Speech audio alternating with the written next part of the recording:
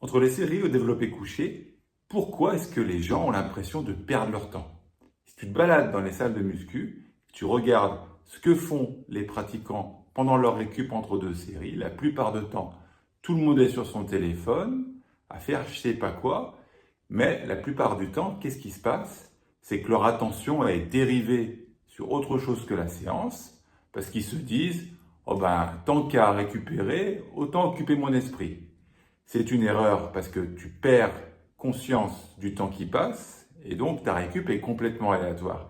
Mais ce n'est pas le sujet de cette vidéo. Le sujet de cette vidéo, c'est est-ce qu'on ne ferait pas mieux de faire quelque chose d'utile pendant sa récupération plutôt que d'aller sur son profil Tinder? Eh bien, c'est le sujet d'une étude espagnole que vous pouvez retrouver en cliquant sur le commentaire épinglé tout en haut. Eh bien, ces chercheurs espagnols ont pris 19 participants en moyenne d'âge 22 ans, avec 4 ans d'expérience en moyenne en musculation. Pour faire partie de l'étude, il fallait faire au moins 80% de son poids de corps au développé couché. C'est-à-dire que si tu pèses 100 kg, il fallait faire au moins 80 kg au couché pour prendre part à cette étude.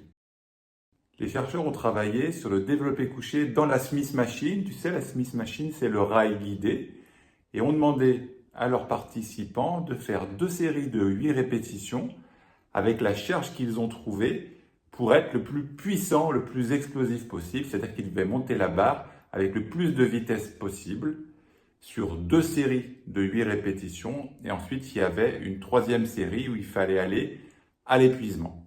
La récupération entre les séries était de 2 minutes et il y avait 2 cas de figure où les sportifs avaient une récupération passive, c'est-à-dire ils glandaient rien, soit ils avaient une récupération active. La récupération active, c'était quoi?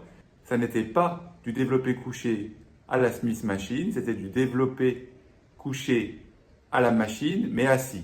Donc presque le même exercice, il est plus allongé, il est assis. Et l'intensité était très très faible pendant ces 2 minutes de récup active.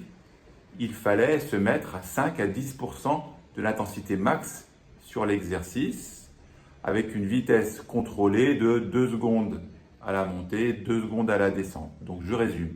Un groupe récup passive, il glandait rien. Un groupe récup active, presque sur le même exercice, et ben, il devait tout doucement travailler les muscles. Vraiment une intensité très minime de 5 à 10% de la force max. Le résultat est simple et tient en quelques mots.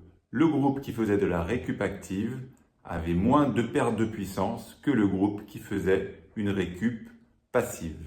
Alors le concept de récupération active, c'est pas très connu en musculation, c'est plus connu dans le monde de l'endurance. Vous savez, quand on entraîne l'endurance en format intervalle training, par exemple des blocs de 30 secondes de travail rapide suivi de 30 secondes de récup, il y a 2 possibilités. On a la récup passive, c'est-à-dire on marche pendant 30 secondes, ou même on reste statique. Et puis, il y a la récup active, où on trottine tout doucement. Donc le concept de récup active, il est plus connu dans le monde de l'endurance. Et là, c'est une application de cette récup active dans le monde de la musculation, et plus spécifiquement dans le développement de la puissance. Ça nous amène à la première limite de cette étude, c'est qu'elle tient uniquement à l'étude du développé couché dans un rail guidé, dans la Smith Machine, quand on entraîne l'explosivité, la puissance. Donc on n'a pas d'information si la récup active est plus utile ou pas dans l'entraînement pour la prise de masse musculaire, pour l'hypertrophie, ou dans l'entraînement de force max. Mais en tout cas, ce résultat est hyper encourageant quand on développe la puissance, comme en préparation physique par exemple, quand on veut développer la puissance lors du développé couché dans un rail guidé. Deuxième limite de cette étude, l'effectif est 100% masculin. Vous vous rendrez compte si vous lisez certaines études scientifiques ou si vous voyez mes autres vidéos sur ma chaîne YouTube que la majorité des études sont faites sur des hommes, ce qui est un vrai problème à la fois déontologique, mais aussi un vrai problème lié à l'entraînement. La plupart des sports olympiques sont complètement paritaires. Donc pourquoi est-ce que les études scientifiques sont massivement sur les hommes? C'est une vraie question qu'on peut se poser. Alors on voit quand même de plus en plus d'études avec des publics féminins, mais ça reste disproportionné. L'autre limite, c'est l'effectif. Alors ça, c'est propre à toutes les sciences du sport, en particulier la musculation. C'est difficile d'avoir des centaines de personnes présentes dans une étude. La recherche en sciences du sport n'est pas un univers où il y a beaucoup d'argent. Vous imaginez bien que ce n'est pas un sujet qui passionne l'humanité entière, donc il n'y a pas beaucoup d'argent. Donc si on veut rémunérer correctement les pratiquants, c'est compliqué.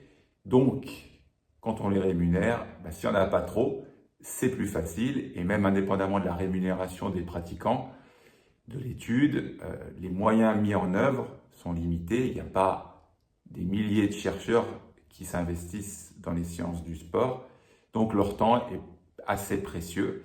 Voilà pourquoi la plupart des études en sciences du sport sont sur un effectif limité. Il ne faut pas trop s'inquiéter et se dire ça ne sert à rien les études. Non. En fait, moi, ce que je vous conseille de faire, c'est de prendre les résultats des études, de voir si le contexte peut s'apparenter à votre contexte et de tester si ça fonctionne sur vous ou sur les sportifs que vous entraînez, si vous êtes coach sportif ou préparateur physique. Voilà, ça vous aura donné une piste pour améliorer votre entraînement ou pour le changer. Si le résultat de cette étude ne s'applique pas à votre contexte ou ne fonctionne pas, c'est peut-être pas le bon moment pour vous d'utiliser cette nouvelle méthode. Donc en fait, si on considère les résultats de la recherche scientifique comme des pistes d'amélioration de son entraînement perso sur le terrain ou de l'entraînement de ses sportifs, alors on a tout bon. Et surtout, on n'a pas à l'esprit toujours que la recherche s'est faite sur très peu de pratiquants en sciences du sport, donc ça ne sert à rien. C'est pas vrai. En attendant, si vous voulez du contenu à la fois scientifique, vous le savez peut-être pas, mais j'ai un doctorat en sciences du sport. C'est pour ça que j'arrive à lire les études scientifiques, à les traduire et à en faire un contenu, je l'espère, compréhensible pour tous. Donc si vous voulez plus de contenu scientifique comme ça, vous pouvez vous abonner à ma newsletter qui paraît dans votre boîte mail si vous êtes abonné tous les 15 jours, le mardi matin. Donc j'y partagerai des études scientifiques ou j'y partagerai mon expérience acquise pendant 25 ans au plus haut niveau mondial en préparation physique, aux Jeux Olympiques de Paris. J'ai eu la chance et le privilège d'avoir ma 32e athlète sélectionnée aux Jeux Olympiques. C'était Flavie Renoir sur 3000 mètres steeple. Donc cliquez sur la grosse enveloppe que vous voyez apparaître quelque part vers ma tête pour recevoir tous les 15 jours ma newsletter gratuitement, tranquillou chez vous.